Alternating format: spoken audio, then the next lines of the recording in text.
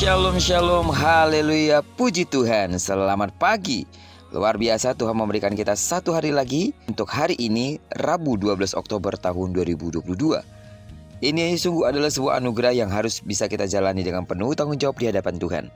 Dan teruslah percaya, sama seperti Dia telah memberkati tidur malam kita, maka Dia juga pasti akan memelihara serta memberkati kita di sepanjang hari ini.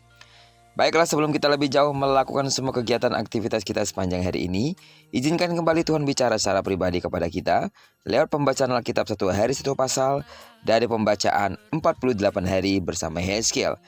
Dan hari ini kita telah berada di hari yang ke-43, maka kita akan membaca kitab Yehezkiel pasal ke-43 ayat pertama sampai dengan ayat yang ke-27.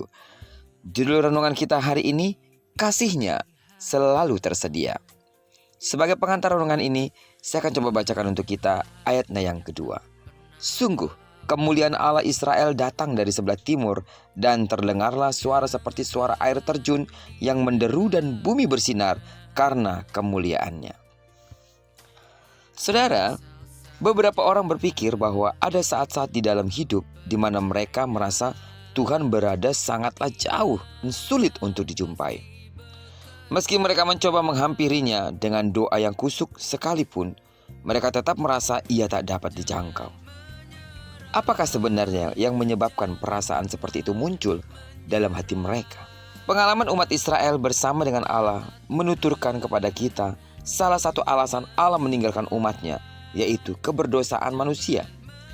Kedegilan hati manusia yang condong kepada dosa, tak berpadanan dengan sifat Allah yang kudus. Maka ketika umatnya memilih kecemaran, Allah pun pergi.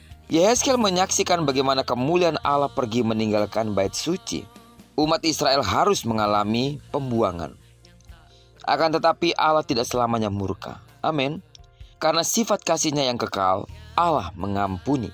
Penglihatan Yehezkiel kali ini merupakan klimaks dari seluruh penglihatan yang dia terima, yakni penyataan pengampunan Allah yang akan memulihkan umatnya.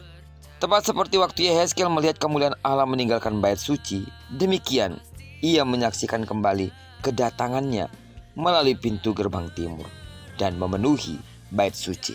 Begitu takjubnya Yehezkiel atas peristiwa itu sampai ia sujud menyembah. Kembalinya Allah ke dalam bait suci bukan untuk sesaat saja, melainkan untuk selama-lamanya. Bait suci kembali menjadi tempat tahta dan kaki Allah. Kehadirannya di tengah umatnya menyingkirkan kenajisan dan keberdosaan Israel. Maka umat Israel harus hidup dalam kesetiaan kepada Allah dan tidak menyimpang dari perintah-perintahnya lagi. Sidang jemaat Tuhan, berita pemulihan dari Tuhan hingga kini masih terus bergema dan menjadi penghiburan bagi setiap orang yang merasakan bahwa Allah berada jauh darinya. Pengasihan Allah yang nyata melalui pengorbanan anaknya Yesus Kristus adalah bukti bahwa ia selalu sedia mengampuni dosa kita. Amin. Namun pengampunan dari Allah harus diikuti dengan pembaruan sikap hidup yang selaras dengan perintahnya. Artinya, belajarlah terus untuk meninggalkan segala tabiat-tabiat dosa yang membuat Allah seolah menjauh dari kita.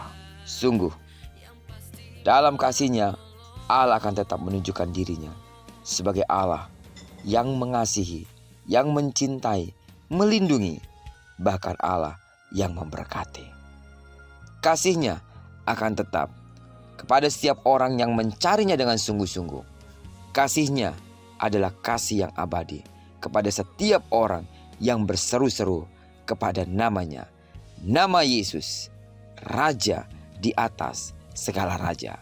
Terpujilah nama Tuhan. Kiranya perenungan kita pada pagi hari ini mengingatkan serta menyemangati kita kembali untuk terus percaya bahwa kasih Allah selalu tersedia bagi kita.